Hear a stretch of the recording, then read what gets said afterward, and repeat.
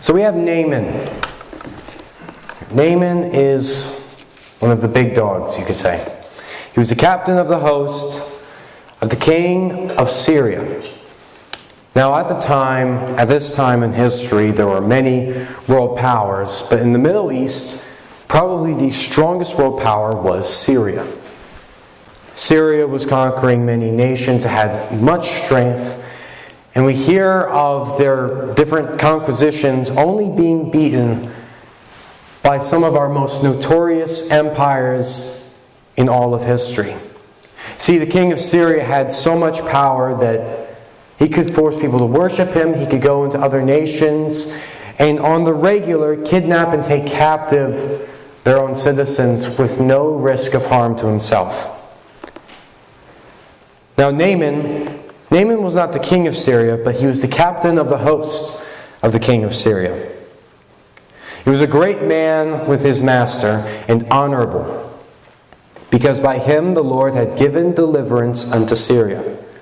He was also a mighty man in valor, but he was a leper. Now, something about leprosy that I didn't always know is that leprosy was fatal. Leprosy, though we have something we nowadays call leprosy, it's very likely that the original leprosy was different. The original leprosy was severe and highly destructive, spreading throughout the body. And it was believed at the time that leprosy was contagious. So to be near a leper would be highly dangerous. No one would want to be around one. They would try to avoid them. They would shun them. They would treat them as though the leper themselves was a danger to them. And so not only would this person have pain due to the boils and the dying of their skin, they would be alone. They would be alone, they would be ostracized, they would be treated as the least of society. I remember reading history books about how during pre-civil rights and pre-Civil War, how the African Americans would be treated, as though they were borderline animals. Well, in such a similar way were the lepers treated, but you wouldn't even hire them. You wouldn't want to be near them. You wouldn't want them working at your place. You wouldn't want them near your home. You would want them gone from wherever you were. You wouldn't want them to have ever used the same thing as you. If they ever touched a piece of your clothing, you were done with that. They were seen as the least of the least. And so this man who had such great power, such great influence, a reputation and honor far beyond nearly all who lived at that time. But yet, he was a leper. It says, and the Syrians had gone out by companies and had brought away captive out of the land of Israel a little maid, and she waited on Naaman's wife. So they captured a slave girl. They captured her and took her from her land, and she was there to serve Naaman's wife. Now, she's not just from anywhere, she is from Israel.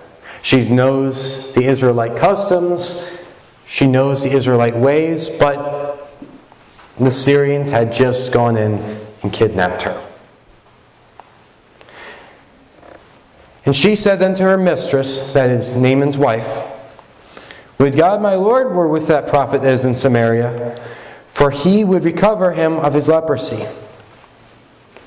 Basically, if God were here, God, if my Lord were with the prophet. You see, she's saying if her Lord, that is her master, not referring to God here, but her master, if he were with that prophet in Samaria. She doesn't know the name. She just knows there's a prophet. If you're with that prophet in Samaria, for he would recover him of his leprosy. And she's just states this. She lets him know. And one went in and told his lord, saying, Thus and thus said the maid that is of the land of Israel. Went and tell him. And the king of Syria said, Go, and I will send a letter unto the king of Israel. And he departed and took with him 10 talents of silver and 6,000 pieces of gold and 10 changes of raiment. Now the first thing I noticed about this is she says there's a prophet in Samaria that can heal him. And the king of Syria does not reach out to the prophet. Well, he's a king. He knows how mighty kings are and how great kings are. So he reaches out not to the prophet of Israel, but to the king of Israel. The king of Israel has strength, he has might. Perhaps if I pay him enough, he will do this.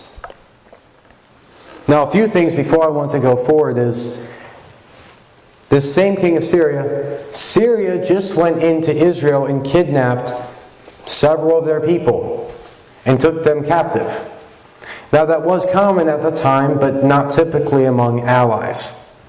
So for him to be willing to go to the king of Israel, he must have had confidence in the king of Israel. And thus, the very high reward of 10 talents of silver and 6,000 pieces of gold and 10 changes of raiment. These were riches far beyond what any average person would have seen in their lifetime. But again, he's reaching out to the king of Israel. And he brought the letter to the king of Israel, saying, Now when this letter is come unto thee, behold, I have therewith sent Naaman my servant to thee, that thou mayest recover him of his leprosy. So he makes a request of the king of Israel. He says he's sending his servant. His servant is already on the way, Naaman. And he is requesting that the king of Israel recover him. He has heard that there's a prophet in Israel that can heal the lepers. So obviously the king could. The king would have greater authority. The king would have greater power. This was the understanding at the time in the Middle East. Kings were seen similar to gods, as though the difference between a human and a god, the king was halfway there. This is part of why Nebuchadnezzar sought tribute and to be worshipped. This is why kings all around would request other kings to bow down to them, because they believed that they were gods in a way. But he goes to the king of Israel, and it came to pass, in verse 7, when the king of Israel had read the letter, that he rent his clothes and said, Am I God to kill and to make alive, that this man doth send unto me to recover a man of his leprosy? Wherefore consider, I pray you, and see how he seeketh a quarrel against me. So, at this time, the kings of Israel were not always the most righteous. But I do want to note, the king of Israel here recognized he's not God. Now, there are times when we see in Israel and in nations all around, kings and even today, presidents and prime ministers walking around as though they can solve every world problem. Just give them a goal, give them a target. They don't like that country? Oh, put me in office and they'll be gone in a day. They'll be gone in a week.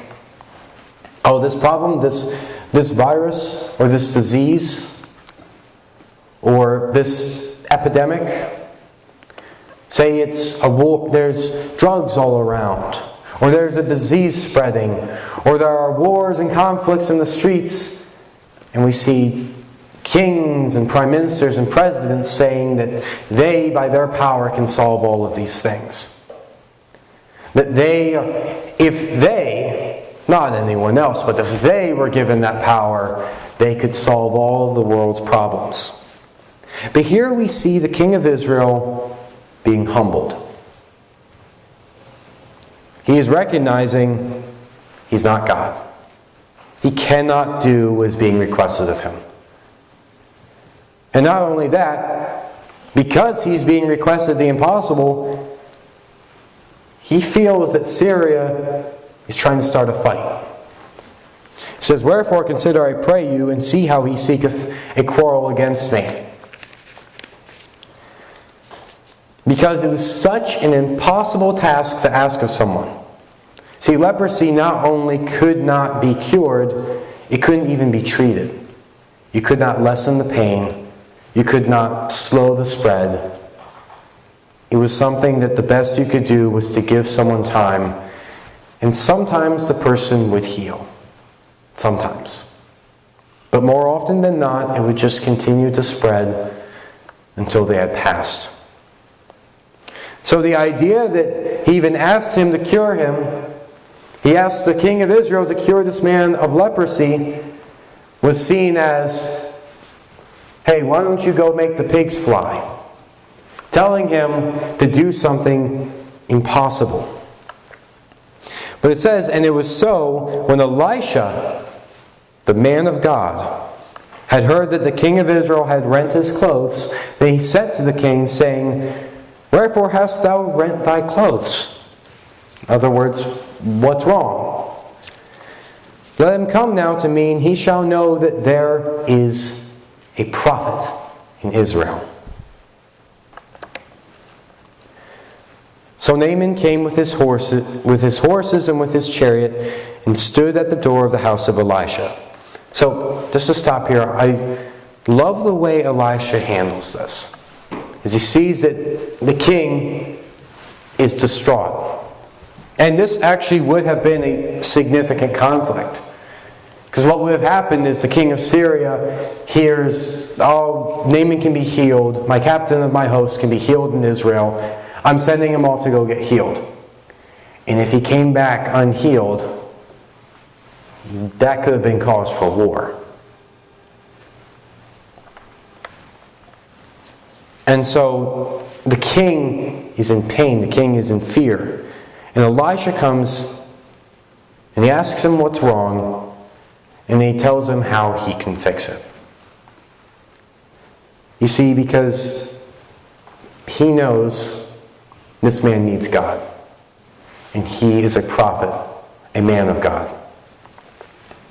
And it says, "And Naaman came with his horses and with his chariot, and stood at the door of the house of Elisha." Now Naaman is looking forward to this. Naaman is feeling very positive. He had heard from the maid that there was someone who could heal him. Any glimpse of hope at that time would have been seen as a light in the darkness. And Elisha sent a messenger unto him, saying, "Go and wash in Jordan 7 times, and thy flesh shall come again to thee, and thou shalt be clean." So again, even Elisha would not meet him in person because of his leprosy. So Elisha sends a messenger, tells him to go and wash in Jordan 7 times. Now just for some context, the Jordan, even now, but especially at that time, was not a clean river. For many reasons, it was dirty. It was one of the main waterways, and oftentimes that led to all sorts of, the word wouldn't really be sewage, but all the unwantables kind of finding their way there. There was bacteria, there still are bacteria, it's even still riddled with bugs. I went and I saw where John the Baptist traditionally baptized people, and it just looks like a muddy pool. The Jordan River, though not the worst in the world, was not clean at all. So he makes a very strange request to him. Go and wash in Jordan 7 times. That is, go and wash in dirty water. And thy flesh shall come again to thee, and thou shalt be clean. Now when he says clean here, he's not talking about clean from dirt. When one had leprosy, they were unclean. And though they may not have fully understood it at the time, what that meant, how it spread, God understood. And God understood that it did make someone unclean. But he says, if you go and wash in Jordan 7 times, thy flesh shall come again to thee, and thou shalt be clean. But Naaman was wroth and went away and said, Behold, I thought, he will surely come out to me and stand and call on the name of the Lord his God and strike his hand over the place and recover the leper. Because he had heard that this prophet could heal the leper. So he's saying, why can't he just heal me? Why can't he just come out, wave his hand, make me all better? And then he adds a comparison. He says, Are not Abana and Pharpar, rivers of Damascus, better than all the waters of Israel? May I not wash in them and be clean? So he turned away and went away in a rage. So he's mad. He comes, this person who can heal him of this painful, possibly deadly disease that he cannot solve in any way or even treat. And he offers him a solution. But the problems with the solution are, he has to wash himself 7 times, and it's got to be in dirty water. Well, I feel like this would be a time to use the phrase, beggars can't be choosers, because he is a leper. Not only would no one else be able to help him, no one would even want to help him. He's a lost cause. He's dirt to them. And so someone willing to help him, someone willing to show him, he's now complaining that first off he has to do anything at all. It should just be Elisha heals him and he's good to go. But if he has to wash, why does he have to be in the Jordan? Why can't it be in Damascus? And he says, Are they not better than all the waters of Israel? So that's part of the problem here. Is they're not in Israel. Now, is that the reason why God chose it? There were other waters in Israel. But you see, the Jordan was a very dirty river. It was not one that one would choose willingly to go into. If someone told me to just drink a glass of water, I wouldn't really mind it. And especially if it healed me of a very dangerous disease, I wouldn't mind that at all. But it might take some more effort if it was dirty water, or if it was something along the lines of sludge. But he doesn't care for that. He just wants to go to Abana and Pharpar, rivers of Damascus. So he leaves. He went away in a rage. He's mad. And his servants, that is those who are under him, his servants came near and spake unto him and said, My father, if the prophet had bid thee do some great thing, wouldst thou have not done it? How much rather then when he saith to thee, Wash and be clean? So now the servants have to tell him.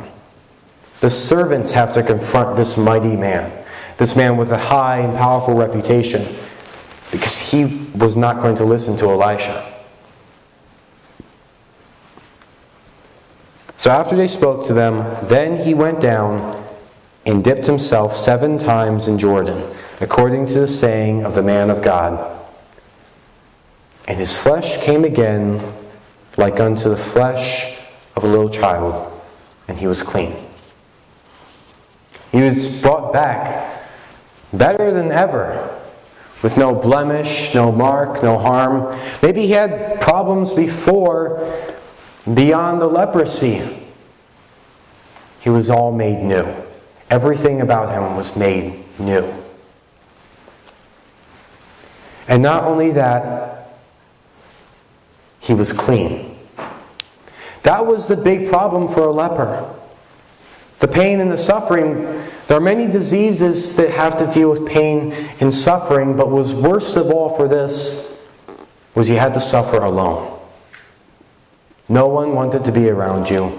No one wanted to sign up for the same fate as you. But he was made clean. He was made whole. People could be around him again. No one had to fear him. And he returned to the man of God and all his company and came and stood before him. And he said, Behold, now I know there is no God in all the earth but in Israel. Amen. Now therefore I pray thee, take a blessing of thy servant. Now before I go forward, that's one of the big reasons God didn't pick one of the many rivers in Damascus. One, the man had to be humbled. He had to do something that he wouldn't have done otherwise. And it had to be in Israel. Because he had to understand this was the God of Israel.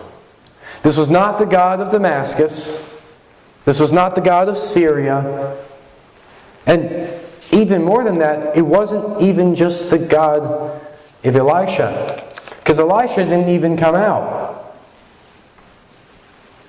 It was God.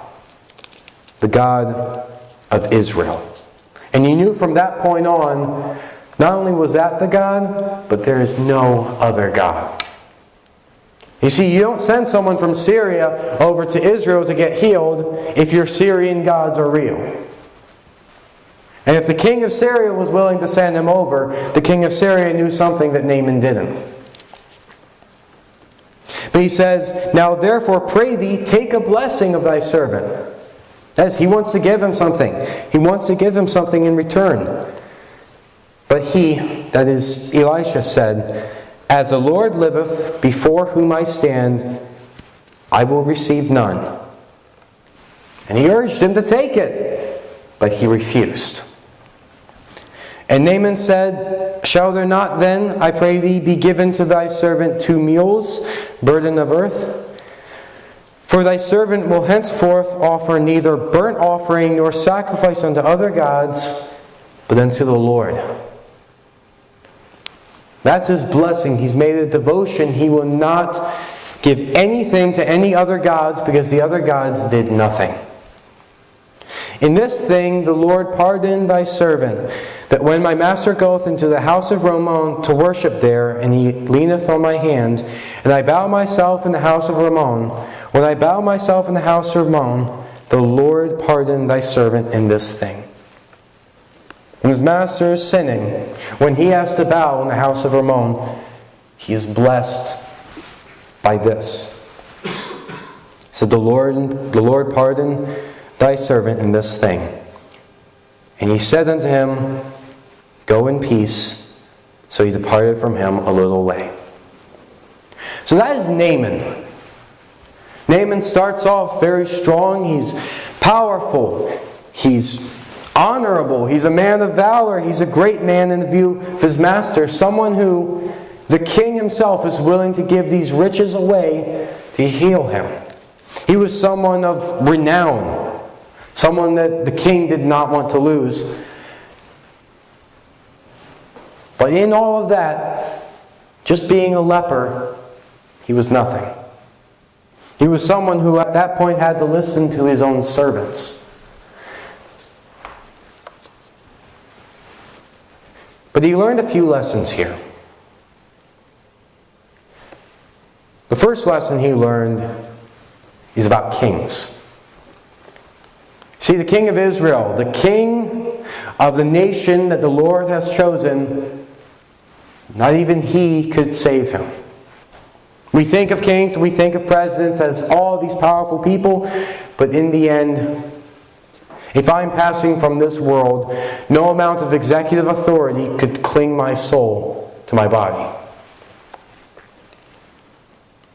So you learn that the kings, they cannot save you. So he went on and he meets with Elisha's messenger. And here's the command from the Lord.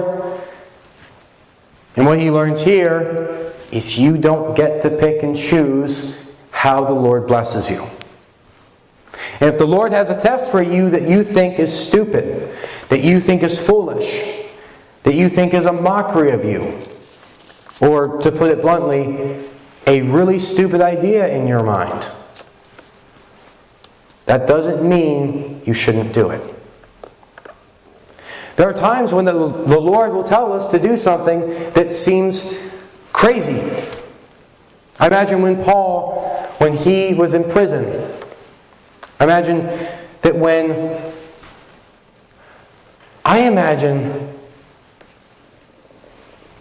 that when Jesus forgave his disciples, but told them, Peter, you're going to deny me 3 times. But he was willing to let Peter pass on his gospel. That probably seemed crazy too. I imagine that many times throughout history, time and time again, and to my namesake, King David, the idea of him having to challenge Goliath, the giant, must have seemed foolish as well. But in the end, what makes a great Christian great is not what they are, but being willing to do something that to their wisdom, to their understanding, is stupid, is foolish, is unwise. But because the Lord tells them to do it, they trust in Him over themselves. I would never send King David to fight Goliath. I would never send Abraham to fight 5 nations.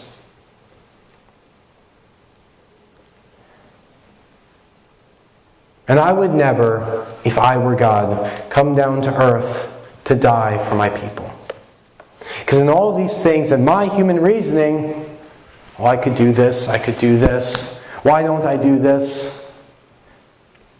But God's been around here far longer than any of us have. He knows far more than any of us know. And in the end, every single time that God goes against our wisdom, He ends up right. So you learned you cannot challenge or question God. Not that it's crazy to sometimes think, that doesn't really add up to me. But to then be in a rage because it doesn't add up, and to be going away from Elisha because he told you that.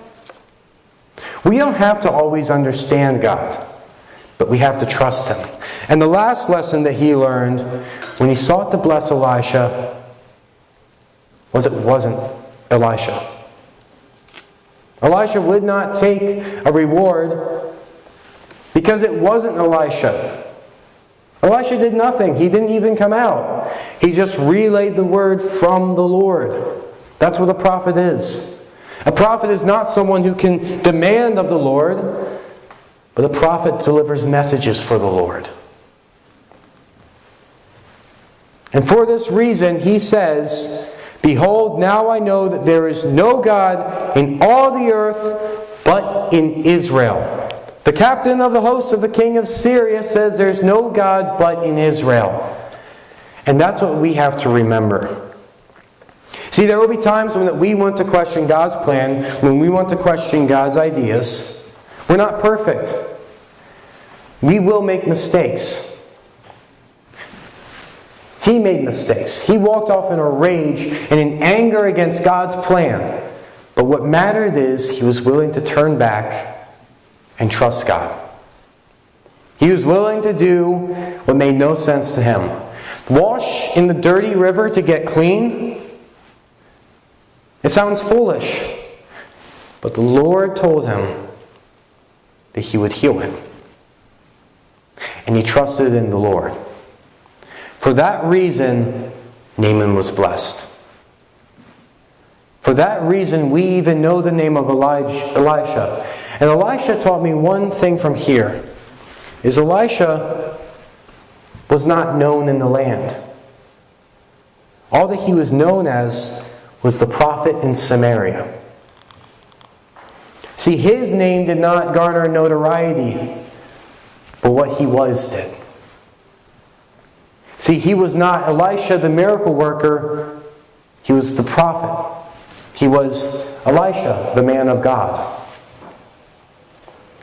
In all of this, we have to remember, we have to trust one person above ourselves. We have to trust God's plan over ours, for His might is greater than ours.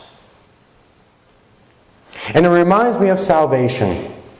You see, he was cleansed.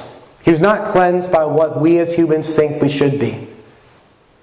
He was cleansed of his leprosy and made clean through muddy water. And it reminds me of how we are cleansed. See, it may not be our bodies that are cleansed, but our soul is cleansed through sanctification.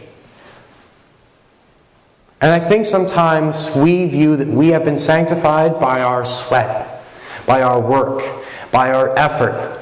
That if we come to church enough times, or we say enough prayers, or we read our Bible long enough, that we make ourselves holy, that we clean ourselves. But I have to remember that we are sanctified not by our own sweat, but by Christ's blood. And it may not always make sense to us how we can be made whole, how we can be made clean, even through all the sins that we have committed. But if we trust in Him, if we trust in the Lord, that He will save us, that He will make us clean, that's all that we have to do. Trust in the Lord and walk in His ways. Do not go after the other gods or the other idols that are in our lives, but trust in Him. Follow Him even when it makes no sense to us. Follow Him because His path is greater than ours. And if any of you do not follow Him at this time, the altar is open. I want to invite you that if you do not have salvation or you would like to rededicate your life, if there is anything at all that you need, if you would ask prayer for healing, He can heal the leper, He can heal any one of us. If you'd ask healing for someone you love, someone you care about, or to reach their soul for spiritual healing, for evangelism, whatever you need, there's one that we can turn to above all others, and that is God. So if you need prayer for anything at all, but especially for salvation, the greatest gift of all from God, the altar is open. I invite you to come as we sing. If we can trust in Him, He will pardon us from our sins. Naaman said it well when he said, Lord, take this and pardon me. And that's what we have. We have a pardon for our sins. We still have to live well for the Lord. We still want to do well for Him, but there is a pardon for when we fail. But we have to ask for Him for that pardon. We have to trust in Him. We have to get in that dirty water sometimes, but believe that in doing so, we will be serving Him.